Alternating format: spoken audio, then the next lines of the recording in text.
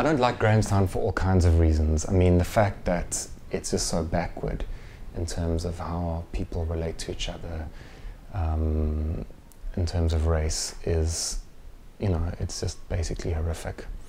I don't like it because it just doesn't have the same range of people that you would get in a bigger city, you know. In Durban, my friends were journalists and filmmakers and poets and all kinds of people. Here, you've got a very, very narrow range of people. I don't like it because the middle class space in and around the university is, in its own way, you know, backward. I don't like it just because it's isolated from a lot of the most interesting and exciting and stimulating things that are happening in South Africa. And the history of Grahamstown is really pretty bleak. I mean, the town started out as a colonial fort on the frontier of the colony. Graham, after whom the town is known, was a soldier who was sent here to move the Xhosa people to the other side of the Fish River. And he did that with extraordinary brutality.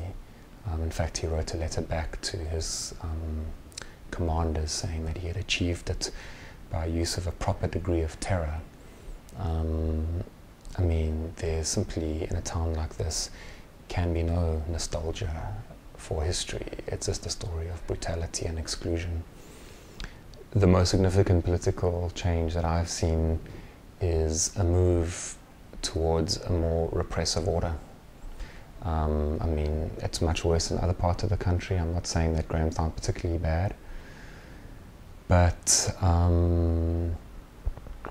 you know, the way in which the local municipality, the police, the ruling party have responded to UPM in particular has got dramatically worse during the time that I've been here.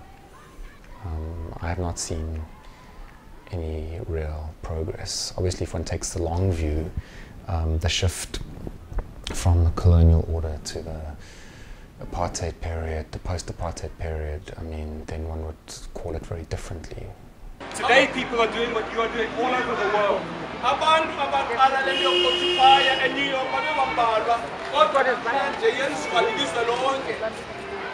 1973, in Durban, there was a strike in a factory. A small group of students from the university went down to meet those workers, to see what was happening.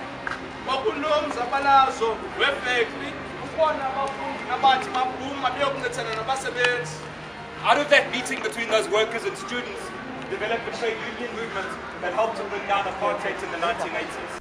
Grahamstown is fundamentally segregated according to class.